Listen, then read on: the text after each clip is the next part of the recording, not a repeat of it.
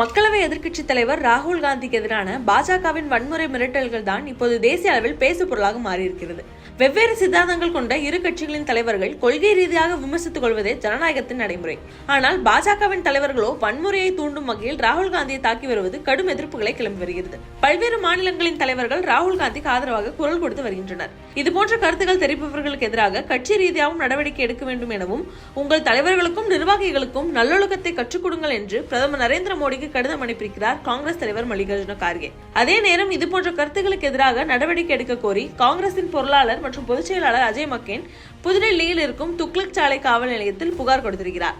ராகுலுக்கு மிரட்டல் விட்டு சிக்கலில் சிக்கியிருக்கும் அந்த நால்வர் யார், அவர்கள் அப்படி என்ன பேசினார்கள் என்று பார்க்கலாம். டெல்லியின் முன்னாள் சட்டமன்ற உறுப்பினர் தர்மேந்திர சிங் மர்வா செப்டம்பர் 11 அன்று கட்சி கூட்டத்தில் கலந்து கொண்டு ராகுல் காந்திக்கு எதிராக பேசியவர், நீங்கள் ஒழுங்காக நடந்து கொள்ளாவிட்டால் உங்கள் பாட்டி இந்திரா காந்திக்கு நேர்ந்ததே உங்களுக்கும் நடக்கும் என்று வெளிப்படையாக கொலை மிரட்டல் விடுத்திருந்தார். அப்போதே அவருடைய இந்த பேச்சு பெரும் சர்ச்சையை கிளப்பியது. இந்த தர்மேந்திர சிங் மர்வா காங்கிரசின் சார்பாக 3 முறை டெல்லியின் சட்டமன்ற உறுப்பினராக இருந்து 2022ஆம் ஆண்டுதான் பாஜகவிற்கு மாறினார் என்பதும் குறிப்பிடத்தக்கது. அடுத்ததாக ரயில்வே துறையின் இணையமைச்சராக இருக்கும் ரவ்னீத் சிங் பிட்டு செப்டம்பர் 15 அன்று மீடியாக்களிடம் பேசிய இவர் மக்களவை எதிர்க்கட்சித் தலைவர் ராகுல் காந்தியை இந்தியாவின் நம்பர் 1 தீவிரவாதி என்று குறிப்பிட்டு பேசியிருந்தார். இவருடைய இந்த பேட்டி தேசிய ஊடகங்களில் வெளியாக வெளிப்படையாக வன்முறைக்கு தூண்டுகிறார் என்று காங்கிரஸ் வெகுண்டு எழுந்தது. மக்களவை எதிர்க்கட்சித் தலைவர் என்பது மத்திய அமைச்சருக்கு இணையான அதிகாரமிக்க ஒரு பதவி. அதே நேரம் நாட்டு மக்களின் குரலாக இருப்பவரும் எதிர்க்கட்சித் தலைவர் தான். அப்படி அதிகாரமிக்க பதவியில் இருக்கும் ஒருவரை தீவிரவாதி என்று அவர் குறிப்பிட்டு பேசியிருந்தது கடும் கண்டனத்துக்கு உள்ளானது. அதுவும் ரவ்னீத் சிங் பிட்டு கட்சி நிர்வாகியோ அல்லது கட்சியின் அடிப்படை தொண்டனோ இல்லை. மத்திய இணையமைச்சர் என்று பொறுப்புள்ள பதவியில் இருந்து கொண்டு அவர் இப்படி பேசியது ஜனநாயகத்துக்கு எதிரானது என்றும் விமர்சிக்கப்பட்டது.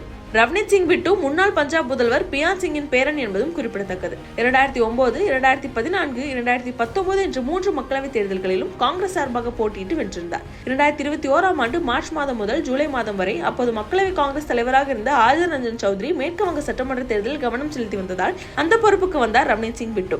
ஆனால் 2024ஆம் ஆண்டு மார்ச் மாதம் பாஜகவில் இணைந்தார். கட்சி மாறிய உடனே அவருக்கு மக்களவை சீட்டும் கொடுத்தது பாஜக. பஞ்சாபில் இருக்கும் லூதியானா தொகுதியில் போட்டியிட்டு தோல்வியை சந்தித்தார். இப்படி காங்கிரஸில் அரசியல் கற்று இப்போது பாஜகவின் அமைச்சராக இருப்பவர் ராகுல் காந்தி பற்றி இப்படி ஒரு விமர்சனம் முன்வைத்திருப்பது பேசுபொருளாக மாறியிருக்கிறது. ரவ்னீத் சிங்கின் இந்த கருத்தை ஏற்படுத்திய சர்ச்சையை ஓயாதிருந்த நிலையில் இதே போன்ற கருத்தை சொல்லி சர்ச்சையில் சிக்கினார் உத்தரப்பிரதேச அமைச்சர் ரகுராஜ் சிங்.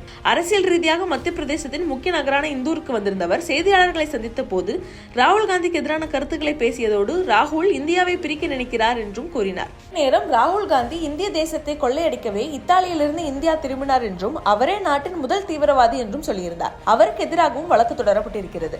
ரகுராஜ் சிங் என்டிஏ கூட்டணியில் இடம்பெற்றிருக்கும் ஜனசக்தா தளம் லோக் தந்திரிக் கட்சியின் தலைவர் ஆவார். இதே போன்ற மகாராஷ்டிராவில் சிண்டே சிவசேனாவின் எம்எல்ஏ சஞ்சய் கேக்வாட் ராகுல் காந்தியை தாக்கியிருக்கிறார். இடஒதுக்கீடு தொடர்பாக ராகுல் காந்தி அமெரிக்காவில் பேசிய பேச்சுக்கு அவரது நாக்கை அறுக்க வேண்டும் என்று சொல்லியிருக்கிறார். ராகுல் காந்தியின் நாக்கை யாராவது அறுத்தால் அவர்களுக்கு 11 லட்சம் சன்மானமாக வழங்கப்படும் என விலை வைத்திருக்கிறார். எனது கருத்துக்காக எந்தவித சட்ட நடவடிக்கையும் சந்திக்க தயாராக இருக்கிறேன், அதே சமயம் எனது கருத்தில் உறுதியாக இருக்கிறேன் என்றும் அவர் சொல்லியிருக்கிறார்.